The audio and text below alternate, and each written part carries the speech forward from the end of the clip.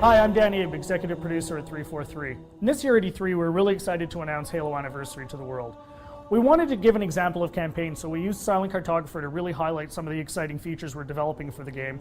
And now we want to share this with the rest of the world. So this is really your chance to get a behind-the-scenes peek at what we're doing with Halo Anniversary. Hope you enjoy.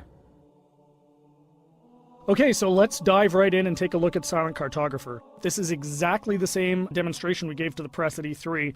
In fact, this is exactly the same build. So the exciting thing is that this build has come a really long way since we showed this at E3. It's kind of funny for me to look at it now and say, hey, the game looks much better now. So the first thing you're going to see immediately on the fly-in is the graphical upgrade. I mean, the game looks fantastic. We spent a lot of time really lovingly bringing this into the current generation and, you know, working very hard to make sure that this looks like a current generation title, something everyone can look at and just say, wow, this game looks fantastic. But the big test is really, how does it feel? So let's take a look. So we're going to charge the beach here. First thing you're going to get a taste of when you pick up this game and start playing is that this plays exactly like the original. That was a core development principle for us, is this game needed to play exactly the way it did 10 years ago. I mean, this is the game that launched a generation of shooters, so we had to make sure that that feeling was identical to that experience that everybody remembered 10 years ago, because this is really a gift to the fans. This is a way to relive the experience of playing Halo 1 for the first time, so we really wanted to make sure it was identical. And the way we did that was actually a fun technical trick. We're actually running portions of two engines at the same time.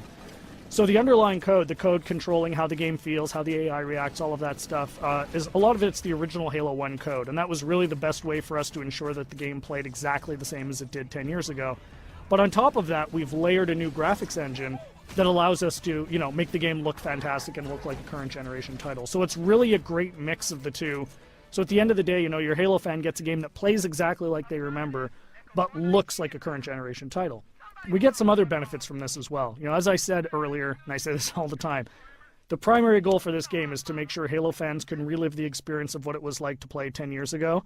And one of the big tools we have in our box to do that is Classic Mode. So what's Classic Mode? At the touch of a button, you can swap back and see how the game looked 10 years ago. So here it is. This is, you know, Halo 1 10 years ago. And it's really a magical feature for Halo fans, because this just lets you go back in time and see exactly how this game looked 10 years ago. But the fun part is you can come back at any time. So Classic Mode gives you the ability to go back and forth whenever you want at the campaign. So one of the things that's fun to do is get out to a spot like this that, you know, just looks beautiful. You've got the water, the sun reflecting over it, the Halo ring in the background, and say, hey, what did this look like 10 years ago? Touch a button, and there it is, right? I mean, it's really, really, really a lot of fun to go back and forth between the two modes. And this is something I personally get the most excited about. And I think, you know, the fans are really going to love it too. This was definitely a big win at E3. As you can see, the other benefits you get from the new version is you've got the splash effects, the dust effects as you get back onto the beach. The game just looks great. The other thing that's fantastic is for the first time, you know, we're going to have co-op over live for the campaign. So you can hop onto the Warthog with a buddy and just plow through this game and, you know, start mowing down grunts and elites and, you know, just team up with a friend. Get on, go, you know, hook up on live and play through the campaign together. And, you know, we think people are really going to love that too. I often say, what would Halo 1 be without the Magnum? And, you know, of course, the Magnum's back. Everyone remembers that fantastically overpowered pistol that just enabled you to walk through and just mow through hordes of enemies. Tremendous amount of fun. So, you know, we're excited to bring that back as well.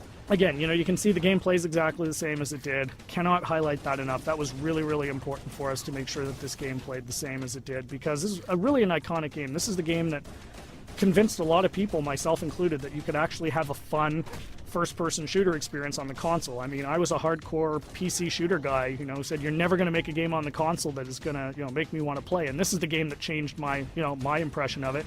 And it's the same for millions of Halo fans. And those fans, that's who this game is for. You know, this game is really a labor of love for us here at 343, and we're really excited to be able to present it to you.